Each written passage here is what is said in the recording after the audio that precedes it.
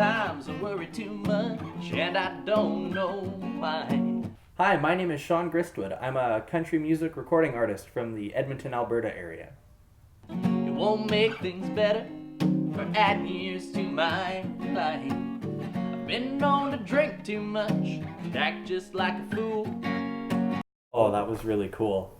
This song's been getting a lot of traction for me lately, so having all of these other, whether they're secondary markets or new things for me that I've never seen before, starting to feature it has been really cool.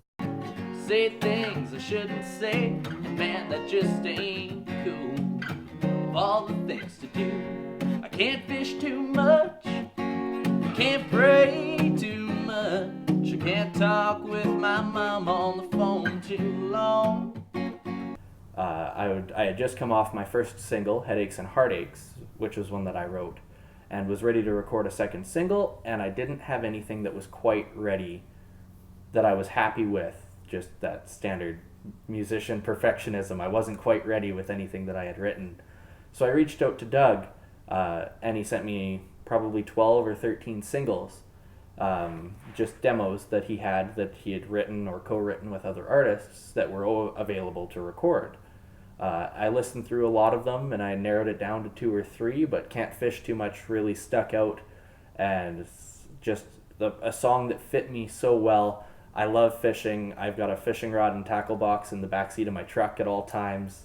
And it's just about remembering to enjoy the little things. I mean, you worry too much and you need to just step back and relax, and there's a lot of things that you can do that you just, like, call your mom. Don't forget to call your mom. And yeah, it's just a song that resonated with me a ton, so I was really lucky that Doug and Will allowed me to record it. So I'll throw a line in the water, do some talking with the father, and I'll get in touch with mama later on. My grandparents listened to country music all the time. My grandma was a huge Conway Twitty fan. Grandpa listened to all sorts of the old country artists and actually helped me build up my record collection that I've got off to the side over here. And yeah, so when we were young, Dad moved around and was just kind of a jack of all trades, whatever jobs he could get. And at one point, he was working as a ranch hand down in Maple Creek, Saskatchewan. And so we were down living in that ranch rodeo community, and just I really got immersed into it. I was in the rodeo club and just living that country western lifestyle, and it grew on me, for lack of a better word. I loved it. I fell in love with it and couldn't imagine doing anything else. My mom's stepbrother actually is a retired professional bull rider. So even on the other side of my family, we had lots of that country western rodeo influence that got me into artists like Chris Ledoux and Garth Brooks. And yeah, it was awesome.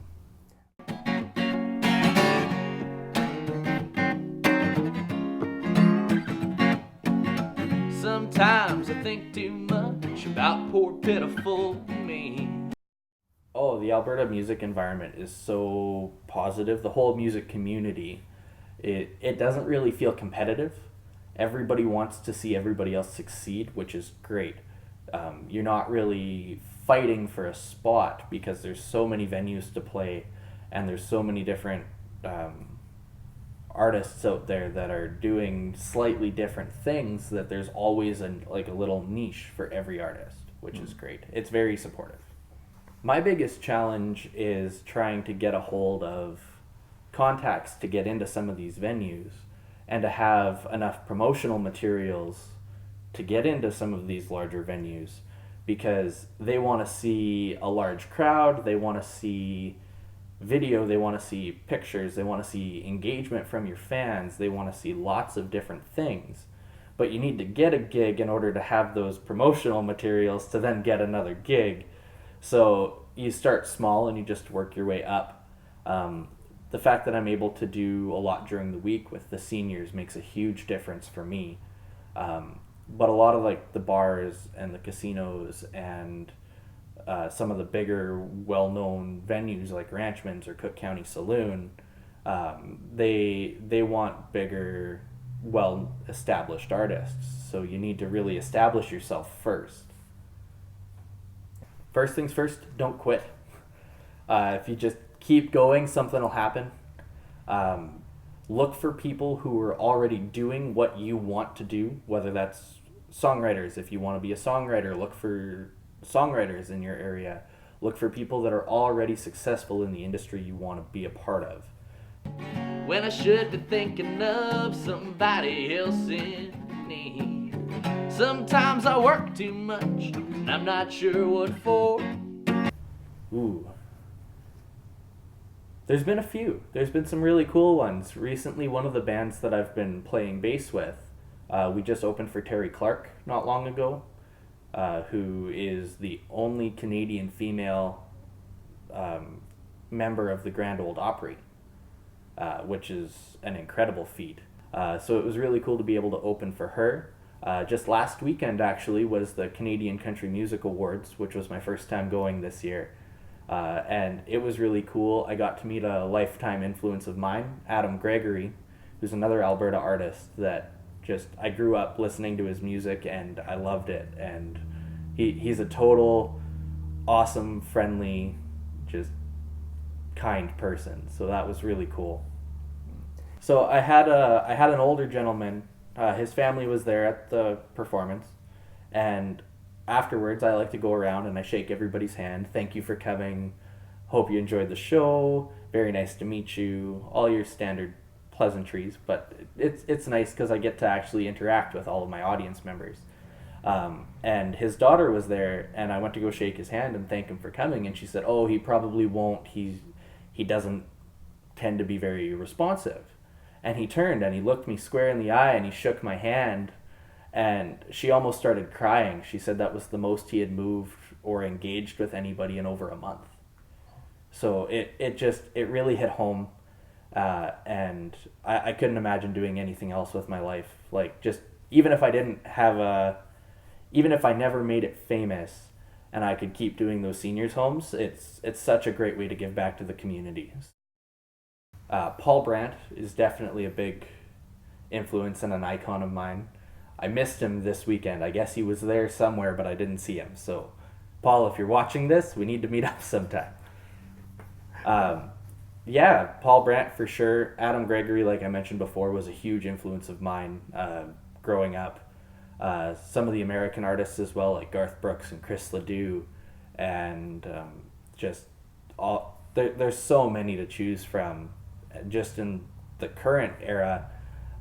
Let alone the classics like Conway Twitty and Merle Haggard and Waylon Jennings and Chris Christopherson. Just icons.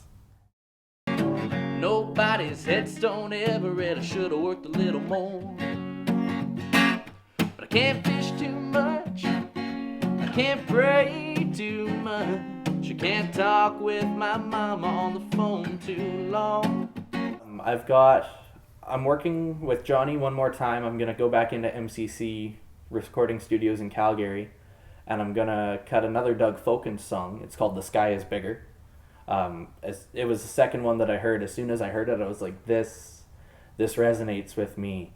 It's talking about just how where you live is getting crowded, and you want to find something that little bit more peaceful, more secluded. I'm looking for a place where the sky is bigger.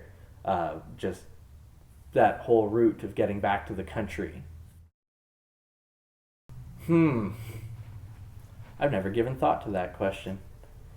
It would be really cool to have a big enough fan base to fill a stadium. Any stadium would be really cool.